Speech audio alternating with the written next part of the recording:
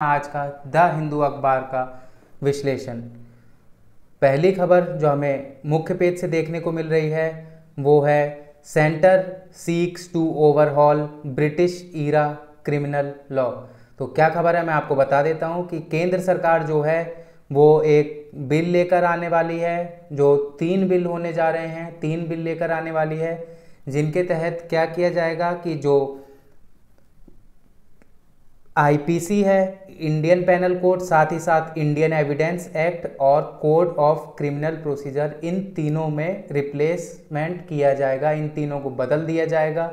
ये जो 3 कानून हैं ब्रिटिश ईरा के भारत के अंदर, Indian penal code, Indian evidence act और साथ ही साथ कोड ऑफ क्रिमिनल प्रोसीजर, इन्हें रिप्लेस करके जो नए लॉज बनाए जाएंगे, नया कानून बनाया जाएगा। तो वो 3 बिल पार्लियामेंट में पेश किए गए लोकसभा में होम मिनिस्टर अमित शाह द्वारा।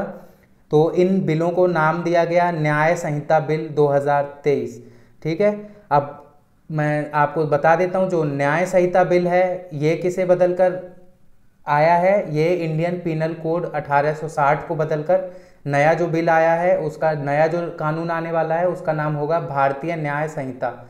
दूसरा जो क्रिमिनल प्रोसीजर एक्ट 1898 का है, तो इस बिल को, इस लॉ को चेंज करके जो नया लॉ बनाया जाएगा तो उसका नाम है बिल का भारतीय नागरिक सुरक्षा संहिता। और तीसरा जो इंडियन एविडेंस एक्ट है 1872 का, इसे बदलकर भारतीय साक्ष्य बनाया जाएगा। ये 3 नए जो बिल हैं ये इंट्रोड्यूस किए गए हैं लोकसभा के अंदर होम मिनिस्टर द्वारा। अब इन्हें जब पास करा दिया जाएगा तो ये जो तीनों ब्रिटिश ईरा के कानून हैं, Indian penal code, Indian evidence act और साथ ही साथ कोड ऑफ क्रिमिनल प्रोसीजर, इन तीनों को ख़त्म कर दिया जाएगा। ये रिप्लेस हो जाएंगे नए इन तीनों बिल के द्वारा। और यहाँ पर मैक्सिमम सेंटेंस की बात की गई है मॉब लिंचिंग की, जो न्याय संहिता बिल है 2023 का। तो जैसा कि आप जानते हैं कि अभी तक जो मॉब लिंचिंग की घटनाएं होती थी इन पर कोई भी प्रावधान नहीं था सजा देने का, तो इन्हें भी ऐड किया गया है। और एक इसमें प्रावधान है कि अगर कोई आदमी किसी औरत के साथ संबंध में रहता है, सेक्सुअल इंटरकोर्स में रहता है और वो बाद में चलकर उससे शादी करने को मना कर देता है, तो उसे 10 साल की जेल सज़ा हो सकती है। ये इस बिल के अंदर है, न्याय संहिता बिल के अंदर। और एक चीज़ और देखने को मिली है कि जो सेडिशन का एक्ट है उसे भी हटा दिया गया है। यही बेसिकली इस बिल में था। तो मैंने आपको बता दिया कि 3 नए बिल आए हैं जो लोकसभा के अंदर। तो भारतीय न्याय संहिता बिल, भारतीय नागरिक सुरक्षा संहिता बिल और तीसरा जो भारतीय साक्ष्य बिल, ये तीनों हमारे आईपीसी, ठीक है, इंडियन एविडेंस एक्ट और इंडियन क्रिमिनल प्रोसीजर कोड, तीनों को बदल देंगे। और इस पर जो तमिलनाडु के चीफ मिनिस्टर हैं उन्होंने आपत्ति दायर की है कि इनका नाम हिंदी में नहीं होना चाहिए, क्योंकि जो दक्षिण राज्य हैं वहाँ की जो पहली भाषा है वो हिंदी नहीं है, वो और लैंग्वेजेस है। तो यही था बेसिकली इस न्यूज़ में। 3 बिल हैं, आप इन बिल के बारे में अब आगे देखेंगे, ये आते रहेंगे। हम आगे चलते हैं अपने अगले सेक्शन की तरफ। तो एडिटोरियल सेक्शन से जो हम उठाने जा रहे हैं एडिटोरियल, तो India needs a new economic policy. अब यहाँ क्या है कि सुब्रमण्यम स्वामी जो हैं, जो बीजेपी गवर्नमेंट में ही हैं, वो उनकी तरफ से ये एडिटोरियल लिखा गया है। यहाँ बताया गया है कि एनएसओ का जो डाटा आया है जो 4th क्वार्टर का जीडीपी का, तो वो हमारी जो पिछले साल के मुकाबले हम नापेंगे, तुलना में नापेंगे तो कम है। और क्या देखने को मिला था कि जो 2020 और 21 का तिमाही का क्वार्टर था, तिमाही जिसे हम कहेंगे अप्रैल से जून 2020 तक का, तो यहाँ पर जो हमें जीडीपी ग्रोथ रेट देखने को मिली थी भारत के अंदर, तो वो -23.8% देखने को मिली थी। ये 2020 और 21 का जो अप्रैल से जून का क्वार्टर है, तब हमें -23.8% तक देखने को मिली थी। अब ये क्या कहते हैं कि जो हिंदू ग्रोथ रेट है उसके मुकाबले उसे हम अगर नापेंगे तो 3.5% की ग्रोथ है। अब हिंदू ग्रोथ रेट बेसिकली क्या है, एक तरह से जीडीपी ही नापी जाती है। हम पहले जब जीडीपी को नापते थे तो हम हिंदू ग्रोथ रेट कहते थे जीडीपी के नापने के तरीके को। तो अगर उसमें देखेंगे तो हमारी जो ग्रोथ रेट है वो 3.5% की है, अगर हम हिंदू ग्रोथ रेट देखेंगे अपना जीडीपी का। अब ये यहाँ पर बात करते हैं प्रधानमंत्री नरेंद्र मोदी के, जो 2014 के बाद से वो प्रधानमंत्री बने, तो उन्होंने विकास के मुद्दे पर बहुत चर्चा की और जो क्या पाया, जो सच्चाई जो निकल के आई वो ये निकल के आई कि जो हिंदू रेट ऑफ ग्रोथ था जीडीपी का, वो सबसे ज़्यादा अपने अचीवमेंट में था 1950 से लेके 1977 तक, जो कि एक सोशलिज्म का टाइम था भारत के अंदर। तो ये कहना है। आगे ये कहते हैं कि जो पीवी नरसिम्हा राव और मनमोहन सिंह के टाइम की बात करते हैं तो वहाँ पर जो जीडीपी ग्रोथ रेट थी उनके स्ट्रक्चरिंग के बाद तो 6 से 8% तक देखने को मिली थी हमें 15 साल के काल में। अगर हम देखेंगे 1991 से 96 और साथ ही साथ 2004 से 14, तो दूसरे टाइम पर 2004 से 14 मनमोहन सिंह और 1991 से 96 पीवी नरसिम्हा राव। तो इनके टाइम पर साइक्लिक अप्स और डाउन्स देखने को मिले थे, लेकिन जो जीडीपी ग्रोथ रेट देखने को मिली थी वो 6 से 8% तक पहुंचने लगी थी भारत के अंदर। अब ये बात करते हैं आगे कि नरसिम्हा राव और जब मनमोहन सिंह प्रधानमंत्री बने तो इन्होंने इंडिया के जो इकोनॉमिक सिस्टम है इसके अंदर रिफॉर्म लाने की कोशिश की और क्या किया कि जो स्टेट का पार्टिसिपेशन है उसे थोड़ा कम करने की कोशिश की, प्राइवेट सेक्टर्स को और थोड़ा मोटिवेशन दिया बाहर आने के लिए, और जो लेबर है, कैपिटल इंसेंटिव है, इस पर भी इन्होंने इंक्रीज प्रोवाइड कराई। तो जिसकी वजह से हमें क्या देखने को मिला कि जो ग्रोथ रेट थी भारत की वो ज़्यादा थी मनमोहन सिंह और पीवी नरसिम्हा राव के टाइम पर। अब आज क्या अलार्मिंग है कि 2016 के बाद से देखने को मिल रहा है कि जो हमारी जीडीपी की ग्रोथ रेट है वो लगातार गिरती जा रही है, कम ही है वो जीडीपी ग्रोथ रेट, वो बढ़ नहीं रही है। और यही एक बहुत चुनौतीपूर्ण चीज़ है जो देखने के लिए जो मोदी गवर्नमेंट के सारे जो उनके विकास के दावे को फेल करती है। आगे बात करते हैं कि जो जीडीपी गिर रही है 2016 से लगातार हम देख रहे हैं कि जीडीपी की ग्रोथ रेट में गिरावट आ रही है। तो जो मीडिया में प्रधानमंत्री बात करते हैं कि भारत को 2024 तक 5 ट्रिलियन डॉलर की इकोनॉमी बनना है, 2024 तक 5 ट्रिलियन डॉलर की जो इकोनॉमी बनना है भारत को, तो वो पॉसिबल कैसे है अगर हमारा एनुअल ग्रोथ रेट ऐसे गिर रहा है, जीडीपी ग्रोथ रेट, जबकि हमें 15% का ग्रोथ रेट चाहिए।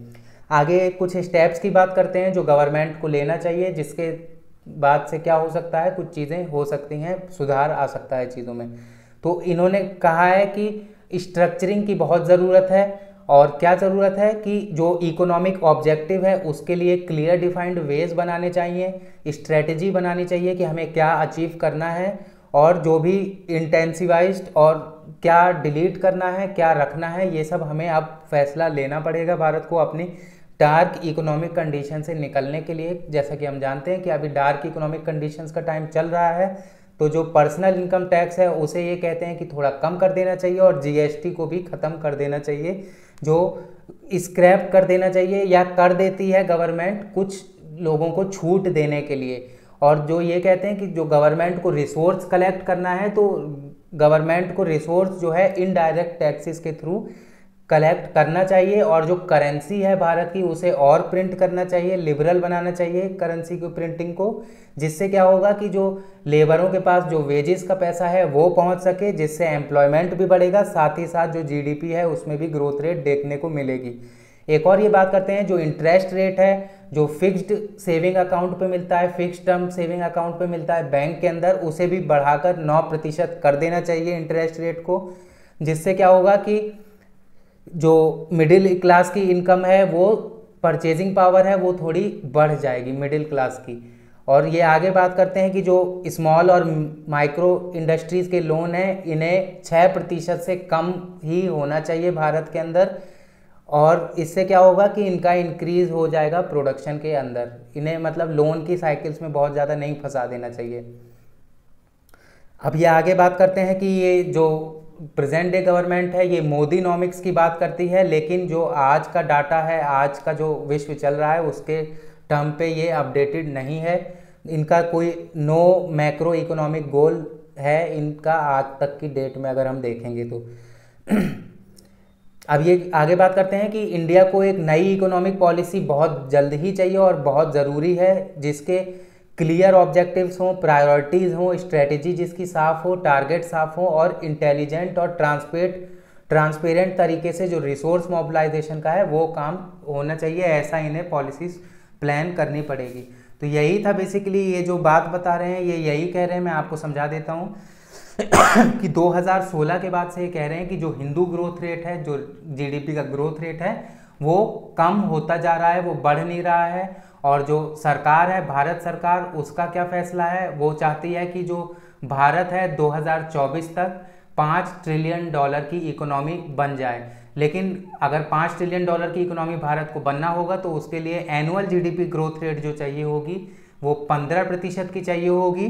लेकिन हमें देखने को क्या मिल रहा है, मैंने आपको बता दिया है कि 2016 के बाद से हमें लगातार देखने को मिल रहा है कि जो जीडीपी ग्रोथ रेट है वो कम से कम होती जा रही है। और मैंने आपको एग्जाम्पल से समझाया कि जो पैंडेमिक जब आया था कोरोना का, तो उस टाइम पर अप्रैल से जून के 2020 के क्वार्टर से हम नापेंगे तो जो जीडीपी ग्रोथ रेट था वो -23.8% तक पहुंच गया था। तो ये एक अलार्मिंग एडिटोरियल है जो इन्होंने लिखा है, और ये गवर्नमेंट से कह रहे हैं कि आपको बहुत जल्दी से जल्दी नई पॉलिसीज़ बनानी चाहिए, न्यू इकोनॉमिक पॉलिसी बनानी चाहिए भारत के अंदर, जिससे अब जो आगे की हमारी जनरी है भारत की वो कवर कर सके। आगे हम चलते हैं अपनी अगली न्यूज़ में। तो मॉनसून सेशन जो है वो चल रहा था, आप जानते हैं पार्लियामेंट का, अब वो क्या हुआ है, वो ख़त्म हो गया है, मानसून सेशन एंड पर आ गया है। तो इसके बाद जब अगला सेशन बैठेगा तो उस पर बाकी जो बिल्स हैं उन पर चर्चा होगी। ये यही था, तो आपको यही जानने के लिए ज़रूरी है कि मॉनसून सेशन जो है वो ख़त्म हो गया है। आगे हम चलते हैं तो हमारी अगली खबर जो पार्लियामेंट से एक और खबर है, क्या है कि कल जो निर्मला सीतारमण हैं, जो हमारी फाइनेंस मिनिस्टर हैं, इन्होंने एक बिल पास किया और इस बिल को, ये बिल पास हो गया और ये एक्ट बन गया है एक तरह से।